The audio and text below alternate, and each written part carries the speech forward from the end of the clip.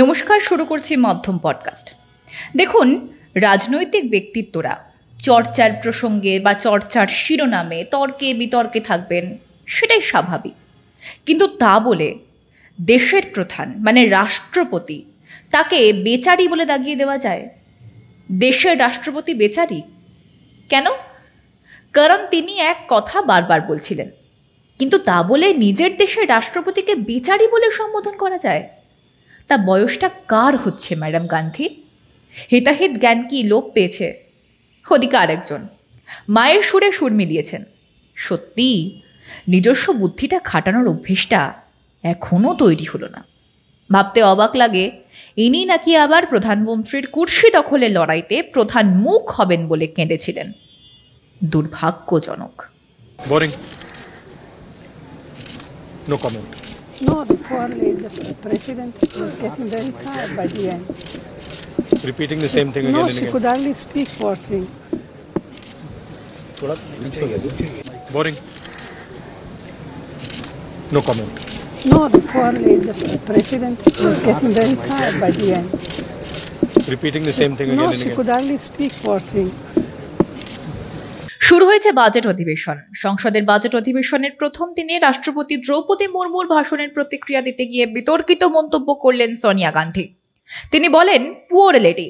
রাষ্ট্রপতিজি শেষের দিকে খুবই ক্লান্ত হয়ে পড়েছিলেন। রাষ্ট্রপতির ভাষণ সম্পর্কে তিনি বলেন, এগুলো মিথ্যে প্রতিশ্রুতি। এরপর রাহুল গান্ধী বলেন, রাষ্ট্রপতির ভাষণ নাকি বোরিং লাগছিল। আহারে, পাপ্পু ভাইয়ের বোর লাগছিল। মাননীয় রাষ্ট্রপতির তো রাহুল গান্ধীর বোর লাগার বিষয়টা ভাবা উচিত ছিল। ছেলের বোর লাগার বিষয়টা কিন্তু ভীষণ সিরিয়াসলি নিয়েছেন মা সোনিয়া গান্ধী। স্কুলের পেরেন্টস টিচার মিটিংয়ে যেমন ছেলের ঝোল টেনে অনেক মায়েরা কথা বলেন, অনেকটা ওই রকম আর কি। নইলে রাষ্ট্রপতি পদে বসে থাকা কোনো মানুষকে বেচারি বলে সম্বোধন করা যায়? ভাবুন দেখি। এখানেই তো গান্ধী পরিবার আলাদা। পদ, রাজনীতি, বিচার বুদ্ধি এসবের আগেও পরিবারতান্ত্রিক তকমা একেবারে যথার্থ। তবে এটাই প্রথমবার নয়, এর আগেও এই একই ঘটনা ঘটেছে। সোনিয়া গান্ধীর এই মন্তব্যের বিরুদ্ধে প্রতিক্রিয়া দিয়েছেন বিজেপির সর্বভারতীয় সভাপতি জেপি নাড্ডা।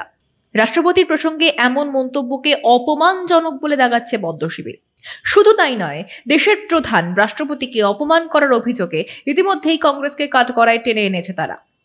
আসলে ওনাদের পরিবারের বাইরের কেউ এতটা উচ্চ পদে বসছেন এবং ওনাদের থেকেও ভালোভাবে দেশকে এগিয়ে নিয়ে যাচ্ছেন, সেটা তাদের সহ্য হচ্ছে না, বলছেন বিজেপির জাতীয় মুখপাত্র গৌরব ভাটিয়া।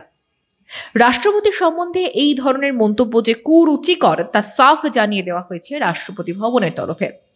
ঘটনার তীব্র প্রতিবাদ করেছেন প্রধানমন্ত্রী নরেন্দ্র মোদী। কি বলেছেন তিনি, শোনাবো আপনাদের।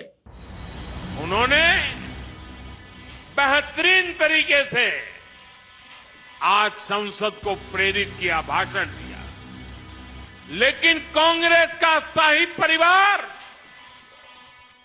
उनके अपमान पर उतर आया है। शाही परिवार के एक सदस्य ने कहा कि आदिवासी बेटी ने बोरिंग भाषण दिया। दूसरी सदस्य तो इससे भी एक कदम आगे बढ़ गई। उन्होंने राष्ट्रपति जी को पुअर थिंग कहा, गरीब कहा और चीज कहा, थकी हुई कहा। एक आदिवासी बेटी का बोलना इनको बोरिंग लगता है। ये देश के 10 करोड़ आदिवासी भाई बहनों का अपमान है। ये देश के हर गरीब का अपमान है। जो जमीन से ऊपर उठकर आते हैं उनको कांग्रेस का शाही परिवार बिल्कुल पसंद नहीं करता। শুক্রবার রাষ্ট্রপতির ভাষণের মধ্যে দিয়ে সংসদের বাজেট অধিবেশন শুরু হয়েছে। ঘণ্টাখানেকের বেশি রাষ্ট্রপতি দ্রৌপদী মুর্মু ভাষণ দেন। এই ভাষণের প্রতিক্রিয়া দিতে গিয়ে বিতর্কিত মন্তব্য করেন সোনিয়া গান্ধী। রাষ্ট্রপতির ভাষণের সমালোচনা করে তিনি তাকে পুয়ার লেডি মানে বেচারা বলে কটাক্ষ করেন। রাষ্ট্রপতির ভাষণের বিষয়ে সোনিয়া গান্ধীকে প্রশ্ন করা হলে শুরুতে তিনি সরাসরি কিছু বলেননি।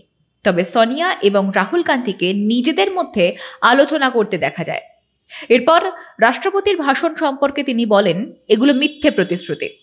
এরপর রাহুল গান্ধী বলেন, রাষ্ট্রপতির ভাষণ একঘেয়ে মানে বোরিং লাগছিল। তখন সোনিয়া গান্ধী বলেন, পুয়ার লেডি। রাষ্ট্রপতিজি শেষের দিকে খুবই ক্লান্ত হয়ে পড়েছিলেন। সোনিয়ার এই মন্তব্য ঘিরে বাজেট অধিবেশনের প্রথম দিনেই ক্ষমতাসীন এনডিএ এবং বিরোধী দলের নেতাদের মধ্যে তিক্ত বাকযুদ্ধ শুরু হয়ে গিয়েছে। যদিও গোটা বিষয়টাকে মিডিয়ার টুইস্ট বলে চালিয়ে দিয়ে গা বাঁচিয়েছেন মেয়ে প্রিয়াঙ্কা গান্ধী। এটাই বোধহয় সবচেয়ে সহজ উপায়, তাই না? আজ এই পর্যন্তই। দেখা হচ্ছে অন্য সময়ে নতুন বিষয়ে নতুন পডকাস্টে। ততক্ষণ পর্যন্ত সঙ্গে থাকুন, দেখতে থাকুন মাধ্যম।